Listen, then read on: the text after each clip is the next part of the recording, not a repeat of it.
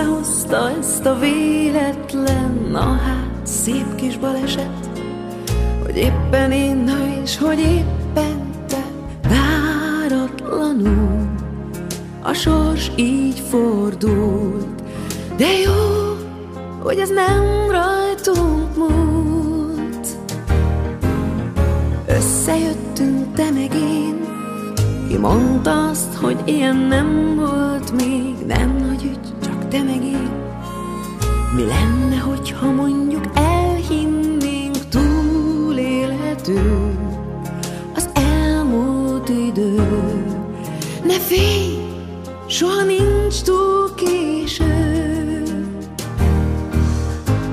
Ha átölelsz egy kicsikét, azt eltehetjük emléknek így.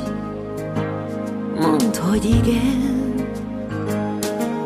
Az élet ilyen is tud lenni még, de hogyha egy nap mégis véget ér, mondd így. C'est la vie. Összejöttünk, van ilyen, hogy összejöjjön, ahogy egyszer sem, bolondos kis szerelem.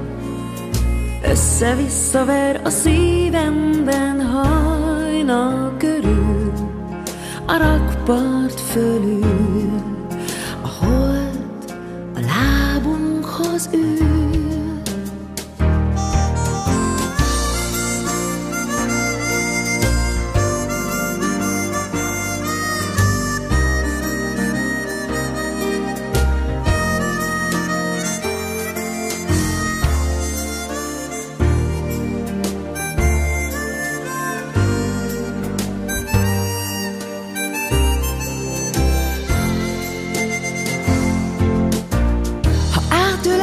Kicsikét, azt eltehetjük emléknek így. Mondd, hogy igen. Az élet ilyet is tud adni még, ha el tudod fogadni könnyedén. Mondd így. C'est la vie. Összenőttünk, tudod-e, mint furcsa párok, kik a filmekben, eleinte sohasem, de bezzeg végül, hogyha kettesben. Nem vitás, a film mindig más.